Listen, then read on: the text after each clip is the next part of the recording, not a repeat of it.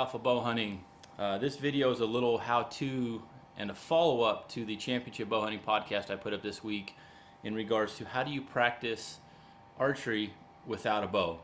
And my answer to that is you really can't, but one part of the shot sequence you can practice. You can do it with a piece of rope and D-loop, and some people call it a string bow. Real quickly on how to put one of these together, you can do this with just one loop. You can do it with two. I like two, and I'll show you why in a sec. But what I'll do is I'll take a long piece of paracord, a couple feet longer than my wingspan is. I'll loop each end. I'll tie what's called a taut line hitch on here. This is basically the same knot you would use if you're using, if you're shedding weight off a tent, and you don't want the little plastic clips or the metal clips that help you adjust tension on a tent or a tarp.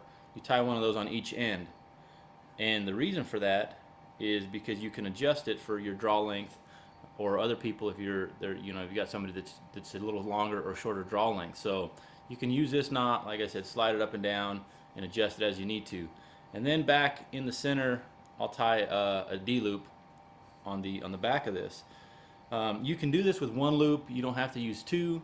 The reason I use two is because I have an old grip that I've taken off one of my Hoyts that I don't actually like to shoot my bow with a grip on there, but for this, this works great. So I'll take both of those loop ends and put them right inside that grip. I've got my D-loop here. I've got this is set fairly close. It's a little bit short because I've been messing with it, but once you've got it set to your draw length, you can hook on your release. Get simulated what would be at full draw, and then start just really focusing on feel and execute the shot. You can do this hundreds of times.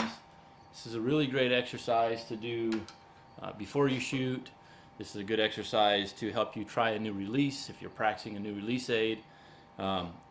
Additionally, if you're having shoulder issues and you maybe can't shoot a lot, the only tension you have on this is the tension you put on it. So you can have a little lighter tension and still work on executing your release.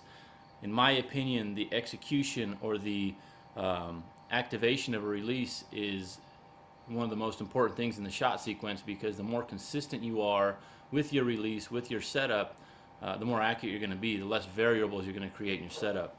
This is actually something I'm going to take with me this year as I'm hunting. I've got a couple backcountry style hunts, as well as just when I'm elk hunting. If I'm in a camp, tent, that kind of stuff, I'm going to take one of these with me, because those times where you may not have your target close by, and it may be middle of the day, you might be taking a nap somewhere in the shade, and it's not quite time for the hunt yet, or early in the morning, again, you can take out the string bow, practice, get 10-15 shots with your release, and now at least you're gelling with your release. So when that moment of truth comes, it's familiar, it's recent, you can practice it at any time. So quick little string bow like this is something I encourage you to try, implement into your game. It can really help when you're wanting to stay proficient with your setup. If you enjoy these videos, we really appreciate if you would subscribe. Every Wednesday we put a video up.